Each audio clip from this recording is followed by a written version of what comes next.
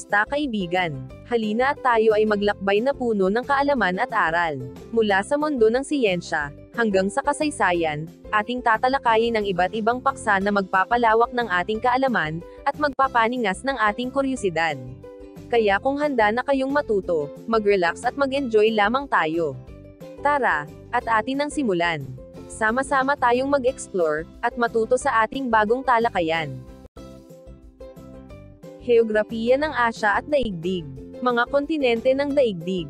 Handa ka na bang maglakbay sa buong mundo, hindi sa pamamagitan ng eroplano o barko, kundi sa pamamagitan ng kaalaman? Maligayang pagdating sa kamanghamanghang mundo ng heograpiya ng daigdig. Dito, ating tuklasin ang mga misteryo ng ating planeta, mula sa matataas na bundok, hanggang sa malalalim na karagatan, mula sa mga disyerto, hanggang sa mga luntiang kagubatan. Samahan mo ako, habang ating sinusuri ang mga anyong lupa at tubig, ang iba't ibang klima at panahon, at ang kamanghamanghang interaksyon ng tao at kapaligiran. Magsimula na tayo sa ating kapanapanabik na paglalakbay. Kahulugan ng heograpiya, at kahalagahan nito, sa pag-unawa sa mundo, at pamumuhay ng tao. Ang heograpiya, mula sa salitang Griego na geo o earth, at graphein o terite, ay higit pa sa simpleng pag-aaral ng mga mapa. Ito ay isang komprehensibong disiplina, na naglalayong maunawaan ang ugnayan sa pagitan ng tao, at ng kanyang kapaligiran.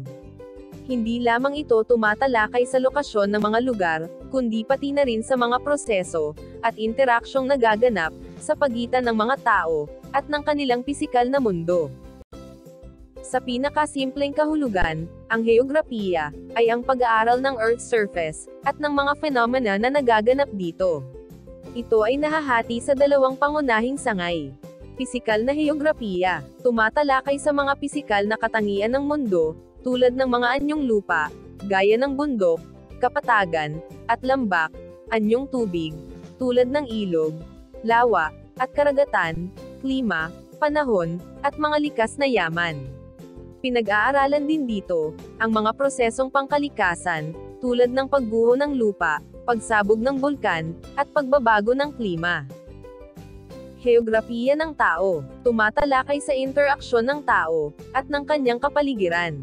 Pinag-aaralan dito ang distribution ng populasyon, mga pattern ng migrasyon, kultura, ekonomiya, politika, at iba pang aspeto ng lipunan. Sinusuri rin ito, kung paano nakakaapekto ang mga tao, sa kanilang kapaligiran at kabaliktaran.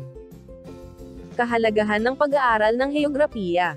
Ang pag-aaral ng heograpiya, ay hindi lamang para sa mga estudyante ng agham panlipunan. Ito ay may malaking kahalagahan, sa pag-unawa sa mundo, at sa pamumuhay ng tao sa maraming aspeto. Pag-unawa sa mundo, nagbibigay ito ng konteksto, sa pag-unawa sa mga kaganapan sa mundo, mula sa mga natural na kalamidad, hanggang sa mga isyong pang-ekonomiya, at panlipunan.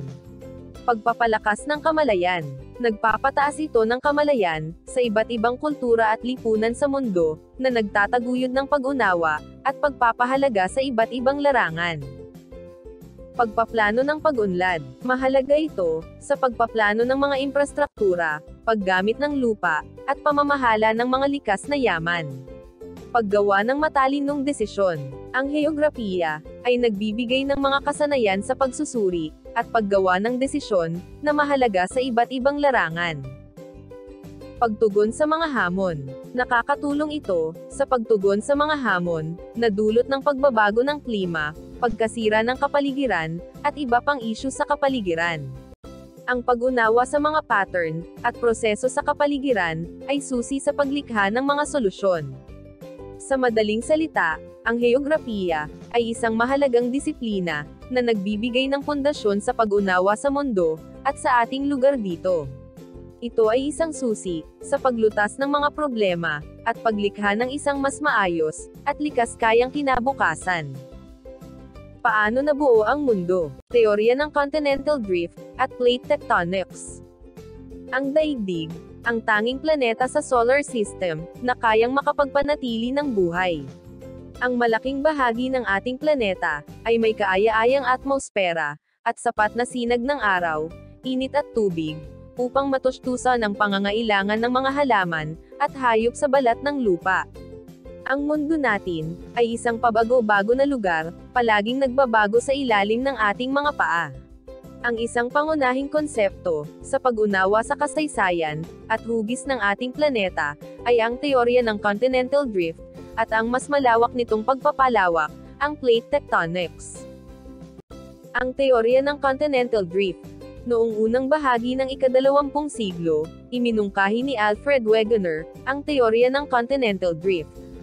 Napansin niya ang pagkakatulad ng mga hugis ng mga kontinente, partikular na ang silanganing baybayin ng South America at ang kanlurang baybayin ng Africa.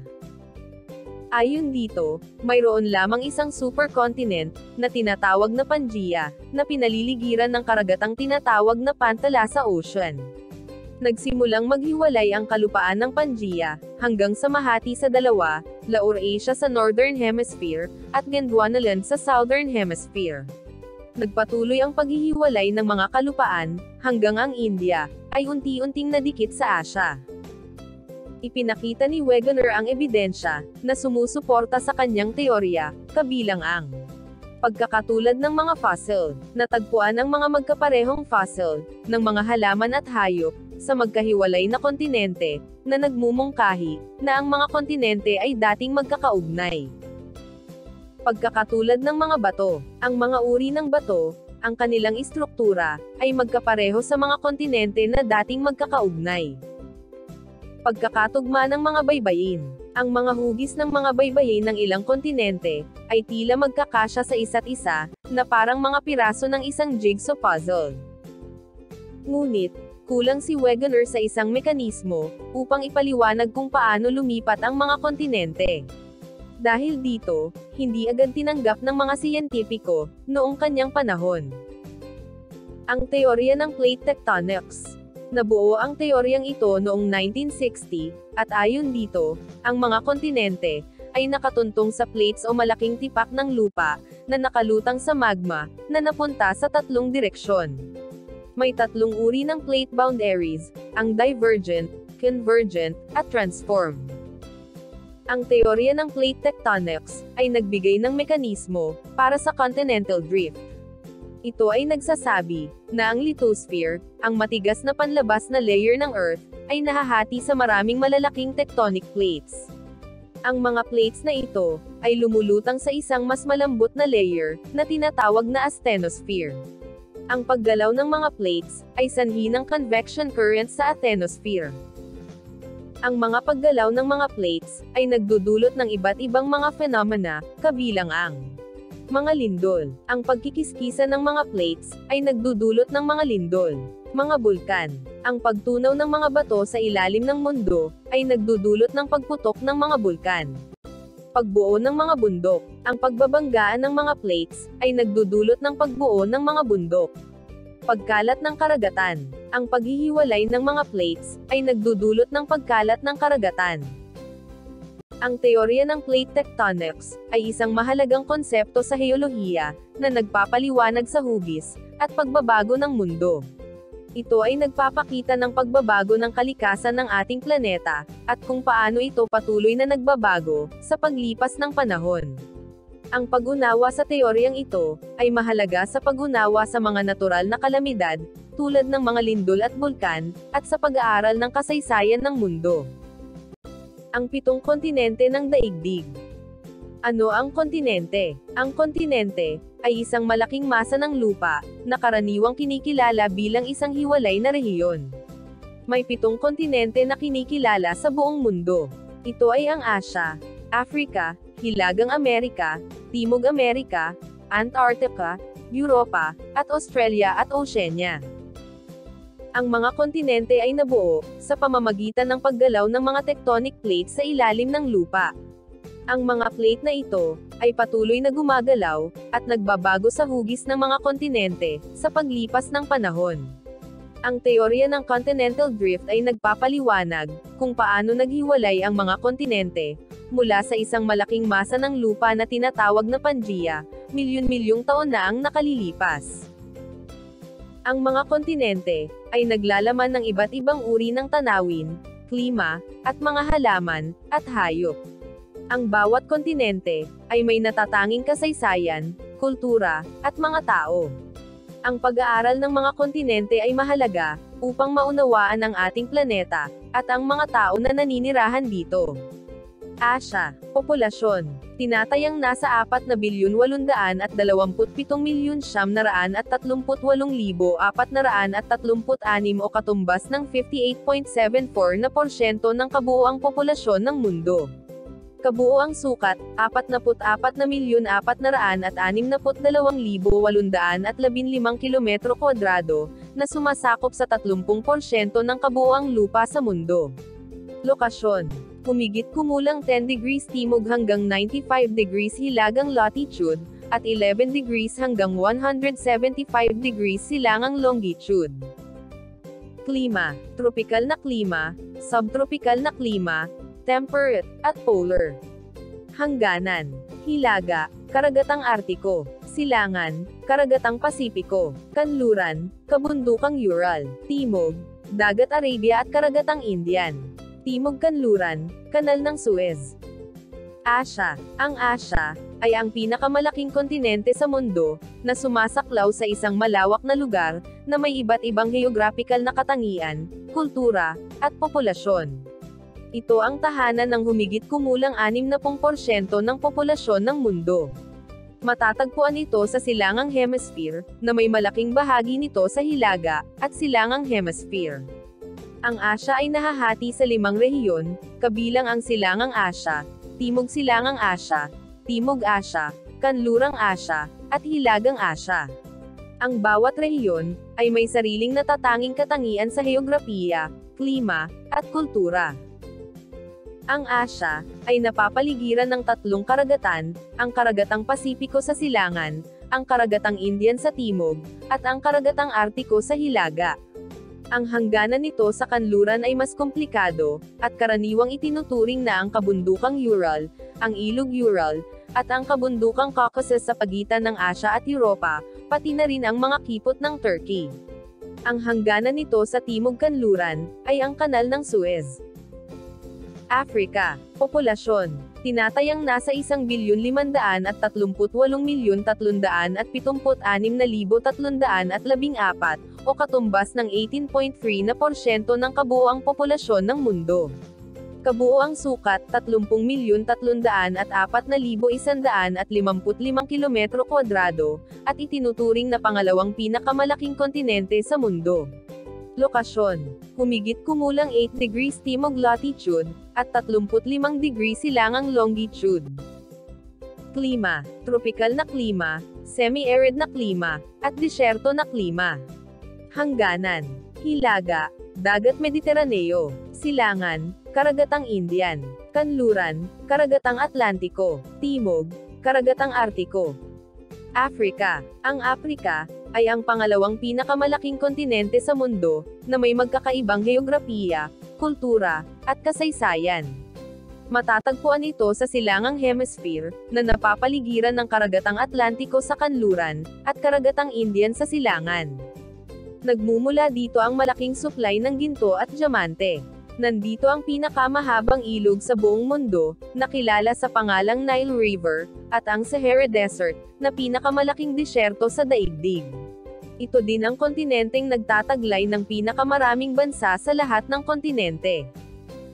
Mayroon itong malawak na hanay ng mga klima, mula sa disyerto, hanggang sa tropikal na kagubatan, at tahanan ito ng isang mayamang biodiversity, kabilang ang maraming natatanging uri ng hayop at halaman. Ang kontinente ay may mahabang kasaysayan ng mga kabihasnan at imperyo, at sa kasalukuyan ay tahanan ng isang malaki at magkakaibang populasyon. Hilagang Amerika. Populasyon. Tinatayang nasa 617,280,500 o katumbas ng 7.71% ng populasyon sa buong mundo. Kabuuang sukat, 24,250,58 kilometro kwadrado, na sumasakop sa 16.28% ng kabuuang lupa sa mundo. Lokasyon. Ito ay nasa pagitan ng 8 degree at 83 degree hilagang latitude, at 60 degree at 170 degree kanlurang longitude. Klima, temperate, continental, at subtropical. Hangganan, hilaga, karagatang Artiko. Silangan, karagatang Atlantiko. Kanluran, karagatang Pasipiko. Timog, ang hangganan sa pagitan ng Hilagang Amerika at Timog Amerika, ay ang Isthmus ng Panama. Hilagang Amerika. Ang Hilagang Amerika, ay isang kontinente, na matatagpuan sa kanlurang hemisphere ng mundo. Ito ay mayaman sa iba't ibang kultura, heograpiya, at kasaysayan. Ang kontinente, ay may malawak na hanay ng mga pisikal na katangian, hanggang sa malalawak na kapatagan at disyerto. Mayroon din itong malalaking lawa at mga ilog. Ang mga baybayin nito, ay nagtataglay ng iba't ibang uri ng ecosystem, mula sa mga tropikal na kagubatan, hanggang sa mga Arctic tundra. Ito ay hugis malaking tatsulok, subalit mistulang pinilasen sa dalawang bahagi ng Hudson Bay, at Gulf of Mexico. Dalawang mahabang kabundukan ang matatagpuan dito, ang Appalachian Mountains at Rocky Mountains. Dahil sa malawak nitong sukat, ang Hilagang Amerika, ay may magkakaibang klima. Ang mga hilagang bahagi ay may malamig na klima, samantalang ang mga timog na bahagi, ay may mainit at tropikal na klima. Ang mga rehiyon sa gitna, ay may temperate na klima, na may 4 na panahon. Ito ay tahanan din, ng isang malaki at magkakaibang populasyon. Ang kontinente, ay kilala sa mayamang kultura at kasaysayan nito, na impluensyado ng mga katutubong mamamayan, mga Europeo, at mga migrante, mula sa iba't ibang panig ng mundo. Ito ay mayaman sa kasaysayan, simula sa mga sinaunang sibilisasyon, hanggang sa pag-usbong ng mga malalaking bansa. Ang kasaysayan nito, ay puno ng mga pagbabago, pakikibaka, at pag-unlad. Timog Amerika. Populasyon. Tinatayang nasa 435,611,750 noong 2024, na bumubuo ng 5.44% ng populasyon ng mundo. Kabuoang sukat, 17,806,168 kilometro kwadrado, ang ika-4 na pinakamalaking kontinente sa mundo.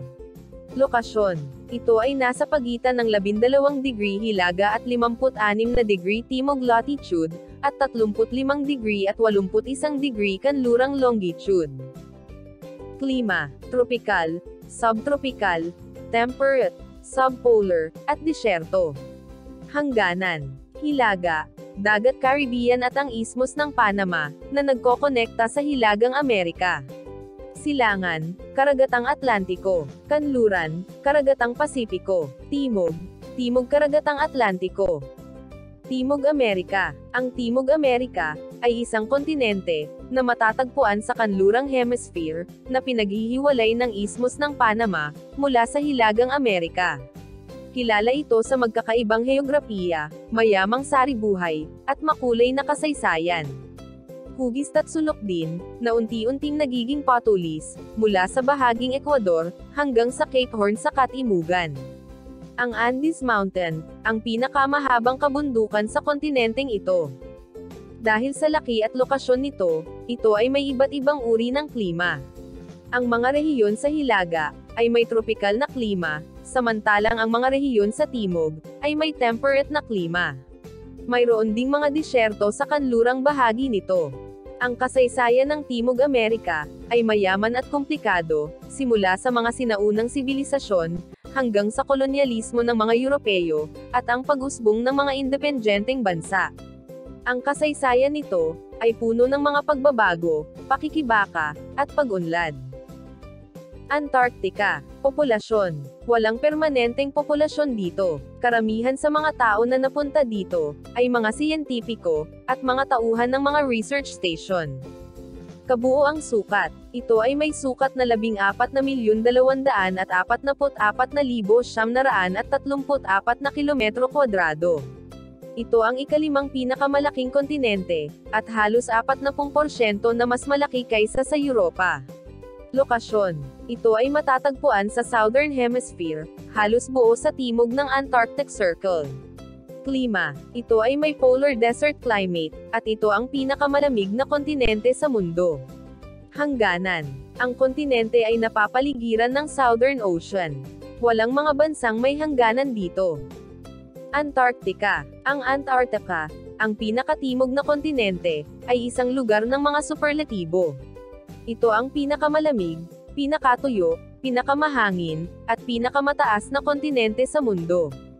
Halos buo itong natatakpan ng isang napakalaking ice sheet, na naglalaman ng humigit kumulang 70% ng yelo sa mundo, at 70% ng sariwang tubig.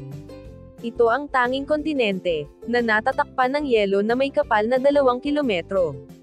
Dahil dito, walang taong naninirahan dito, maliban sa mga siyentistang nagsasagawa ng pag-aaral tungkol dito. Dahil sa matinding klima, ang buhay sa lupa ay limitado sa mga microorganismo, habang ang nakapalibot na karagatan ay mayaman sa buhay dagat, kasama ang mga penguin, seal, at whale. Walang permanenteng populasyon ang Antarctica, ngunit may mga research station mula sa iba't ibang bansa. Pinamumunuan ito ng Antarctic Treaty System, na nagbabawal sa mga aktibidad na militar at pagmimina. Ang pangunahing mga aktibidad lamang dito ay pananaliksik at turismo.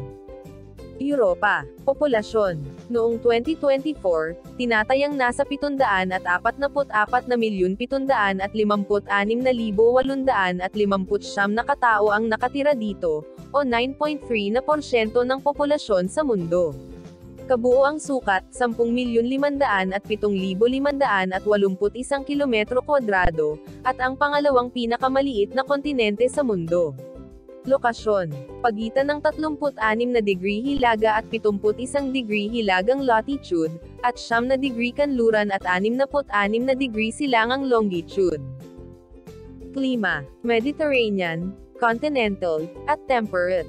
Hangganan. Hilaga, karagatang Artiko, silangan, kabundukang Ural, Caspian Sea, at Caucasus Mountains. Kanluran, karagatang Atlantiko, timog, dagat Mediteraneo, timog silangan, dagat itim. Europa. Ang Europa ay isang kontinente na matatagpuan sa hilagang hating globo, karamihan sa silangang hating globo. Ito ay sangkapat na bahagi lamang ng kalupaan ng Asya. Ito ang ikalawa sa pinakamaliit na kontinente sa daigdig. Ito ay mayaman sa kasaysayan at kultura. Ito ang pinagmulan ng maraming mahahalagang sibilisasyon, kabilang ang mga sinaunang Griego at Romano. Ang Renaissance, Enlightenment, at Industrial Revolution ay naganap sa Europa, na nagdulot ng malaking pagbabago sa mundo. Ang klima ng Europa ay nag-iiba-iba, depende sa lokasyon. Ang kanlurang Europa ay may banayad na klima, dahil sa impluwensya ng Gulf Stream, habang ang silangang Europa ay may mas malamig at mahabang taglamig. Ang timog na bahagi ay may Mediterranean climate, na may mainit at tuyong tag-araw, at malamig at basang taglamig. Ang Europa ay binubuo ng maraming mga bansa, na may iba't ibang sistema ng pamahalaan. Ang European Union ay isang mahalagang organisasyon na naglalayong pag-isahin ang mga bansa sa Europa sa ekonomiya at politika. Australia at Oceania. Populasyon. Tinatayang nasa 46,909,212 noong 2024. Kabuoang sukat, 7,682,256 na kilometro kwadrado, at itinuturing na pinakamaliit na kontinente sa mundo. Lokasyon. Ito ay nasa pagitan ng 17 degree at 83 degree hilagang latitude, at 11 degree at 55 degree kanlurang longitude. Klima. Tropikal, disyerto, at temperate. Hangganan. Hilaga, Indonesia. Silangan, timog karagatang Pasipiko. Kanluran, karagatang Indian. Timog, karagatang Indian. Australia at Oceania. Ang Australia at Oceania ay dalawang magkaibang termino na madalas na nagkakahalo. Ang Australia ay isang kontinente at isang bansa, ang pinakamaliit na kontinente sa mundo. Samantalang ang Oceania ay isang malawak na rehiyon ng daigdig na kinabibilangan ng Australia at libu-libong mga isla sa karagatang Pasipiko. Ang Australia, bilang isang kontinente at bansa, ay isang tuyo at mababang kontinente na may magkakaibang tanawin, mula sa mga disyerto hanggang sa mga baybayin. Mayroon itong natatanging flora at fauna, kabilang ang mga marsupial, tulad ng kangaroo at koala. Ang mga Aboriginal Australians, ang unang nanirahan sa kontinente, na sinundan ng mga Europeo noong ika-18 siglo. Ito ay isang malaya, at maunlad na bansa ngayon. Ang Oceania naman, ay isang malawak na rehiyon ng karagatang Pasipiko, na binubuo ng libu-libong mga isla. Ang mga isla, ay kadalasang nahahati sa 3 pangunahing grupo, Melanesia, Micronesia, at Polynesia. Ito ay mayaman sa kultura at kasaysayan, na may magkakaibang mga grupo ng mga katutubo. Ang mga isla, ay naimpluwensyahan ng mga Europeo, sa iba't ibang panahon. Sa ating paglalakbay sa iba't ibang kontinente, marami tayong natuklasan. Ang kagandahan ng kalikasan, ang pagkakaiba-iba ng kultura, at ang kayamanan ng kasaysayan.